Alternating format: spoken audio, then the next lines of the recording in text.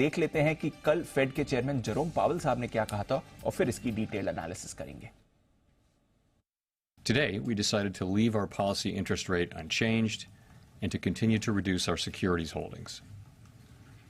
Given how far we have come, along with the uncertainties and risks we face, the committee is proceeding carefully. तो चलिए, action तो वैसा ही रहा जैसा बाजार ने एक्सपेक्ट किया था, बट और क्या कुछ पॉलिसी से निकल कर आ रहा है जिसकी वजह से अमेरिका में 3 दिनों की तेजी की हैट्रिक लगी है, और फिर आगे का पाथ क्या समझना है, कल कैसा रहा ग्लोबल बाजारों का एक्शन, क्या कुछ आज के लिए इंपॉर्टेंट संकेत है। आइए सारे संकेतों के बारे में बात करते हैं नुपुर के साथ, और फिर बग्गा साहब भी हमारे साथ जुड़ने वाले हैं उनकी एनालिसिस के लिए। पर नुपुर, गुड मॉर्निंग। बढ़िया एक्शन दिख रहा है ग्लोबल मार्केट्स में, डाउ में अच्छी तेजी बनी है 3 दिनों की, जरा बताइए क्या कुछ हुआ है, ऑफ कोर्स पावेल साहब का क्या कहना है। बिल्कुल, जैसे कि अभी हमने सुना है उन्होंने पॉलिसी में जो रेट्स है वो नहीं बदली है, दूसरी बार ऐसा हुआ है। पॉजिटिवली मार्केट ने इसे लिया भी, एक्सपेक्टेशन पे ही था, लेकिन पॉजिटिव रिएक्शन वहाँ पे आते हुए दिखा। कल हमने देखा कि तीसरे दिन लगातार डाउ में तेजी बनी हुई थी, 225 अंक ऊपर आपको डाउ ऊपर बंद होते हुए दिखा। नैस्डैक में इनफैक्ट चौथे दिन की तेजी बरकरार रखी, 200 अंक ऊपर आपको नैस्डैक भी बंद होते हुए दिखा।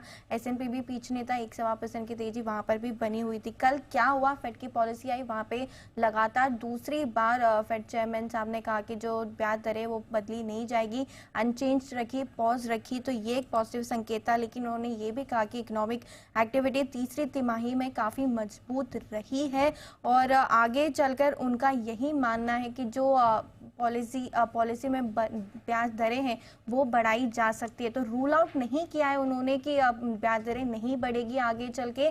साथ ही साथ उन्होंने ये भी कहा है कि जो डिस्कशन अभी जो ब्याज दरों को लेकर चल रहा है उसमें ये नहीं हो रहा है कि आगे चल के जो ब्याज दर है उसमें कटौती की जाएगी। तो डिस्कशन कटौती पर फिलहाल नहीं है। तो ये भी इंपॉर्टेंट डेटा पॉइंट है जहाँ पे बाजार की अब नजर रहने वाली है, क्योंकि महंगाई अभी भी 2% के लक्ष्य के ऊपर है। उन्होंने फेड चेयरमैन साहब ने ये भी कहा कि बॉन्ड यील्ड में जिस हिसाब से हमने लगातार तेजी देखी है, 16 साल की ऊंचाई पे ट्रेड करते हुए देखी है, उस पर भी उनकी नजर है। उसके बाद एक रिएक्शन आते हुए दिखा बॉन्ड यील्ड में, जहाँ पे 10 साल की बॉन्ड यील्ड 4.8% के नीचे फिसलती हुई नजर आई। इनफैक्ट 2 साल की भी देखे तो 5% के नीचे फिसलते हुए ट्रेड करती हुई दिखी थी। डॉलर इंडेक्स में भी रिएक्शन था, 106 के पास आपको ट्रेड करता हुआ दिखेगा। आज कल जो नॉन पेरोल डेटा है वो भी आते हुए नजर आएगा, तो वहां पे नजर रहने वाली मैक्रो के लिहाज से काफी कुछ होता है। तो फेड पॉलिसी से खुश थे बाजार, एक रिएक्शन देखने को मिला, लेकिन आगे चल के ब्याज दरें बढ़ाई जा सकती है, इसको रूल आउट नहीं किया है फेड चेयरमैन ने। साथ ही साथ जो कटौती है उस पर भी कोई फिलहाल डिस्कशन नहीं है, ये क्लियरली निकल के आया चेयरमैन की स्पीच से। साथ स्टॉक स्पेसिफिक रिएक्शन देखेंगे तो आपको सेमीकंडक्टर और आईटी स्टॉक्स में कल भरपूर तेजी देखने को मिली। एडवांस माइक्रो देखे तो 10% ऊपर था, एनवीडिया भी 3% ऊपर रिएक्ट कर रहा था। आज एप्पल के नतीजे आने वाले हैं तो यहाँ पर रहेगी नजर।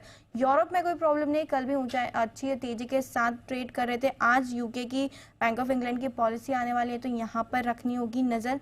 कमोडिटी में भी हमारे लिए पॉजिटिव संकेत है, क्योंकि कच्चा तेल कल 3% फिसलकर 4 हफ्ते की निचले स्तर पर $85 पर ट्रेड करता हुआ दिख रहा है।